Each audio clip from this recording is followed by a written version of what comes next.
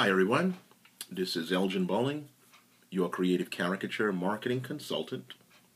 Again, check me out on the web at www.subwaysurfer.blogspot.com or email me at cartoonsforyou2@aol.com. That's cartoons, the number 4, the letter U, the number 2 at aol.com. In this video segment, I am going to recommend some books to you that I know, not feel, but know can definitely help you in your career as an artist, and that's whether you are a caricature artist or just an illustrator. So I'm really excited about this. These are my secrets, okay? But I'm willing to share them with you because I'm interested in helping you to become a better artist. So let's start right now. One of the main books that I use for helping me to figure out expressions, surprise, shock, anger, and all the little subtle nuances of the human face is this one, written by Mark Simon, and that's called Facial Expression for Artists. I'm holding this up here, so that you can get a good look at it. What is so great about this book right here is that they have thousands of different expressions, subtle nuances of expression, male, female, old, young, black, white, Hispanic. It's just a great, great resource, not just to copy, the faces. Here's like a little close-up, what you're likely to see. Not just to copy the faces, verbatim, although you certainly can do that, but most of all to look at the different subtlety of expression. Sometimes as artists we have to draw people and we just get stuck on an idea.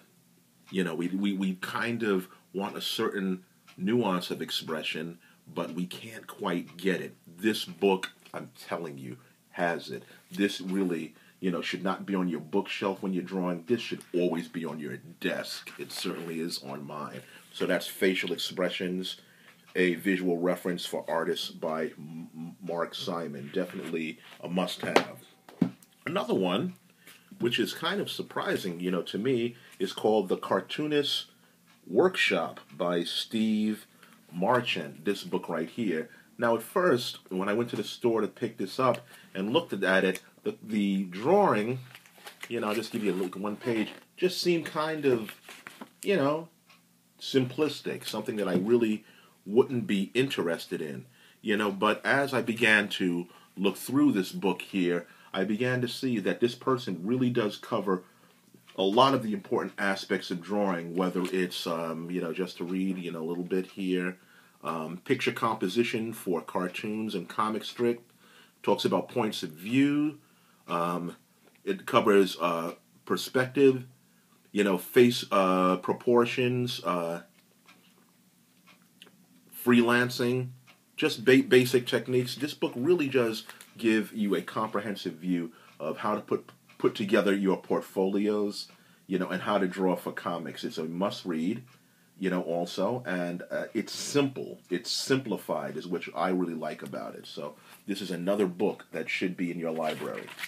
Okay, now I see this artist right here all the time, Christopher-Hart, who has made his career out of these how to draw books.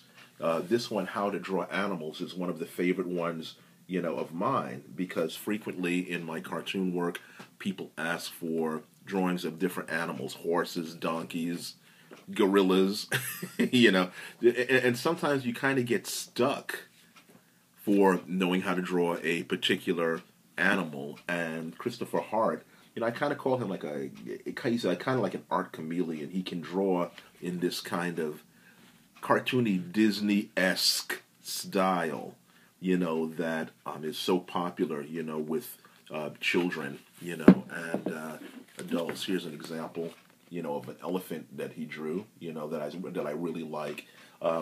What's good about this book is, like all books that you can use as reference, not just for copying, but for, just reference. You get an idea of how to draw something. You add your subtleties to it, so that it's not plagiarism. And it's just a good reference book if you need to draw animals. He has other titles as well.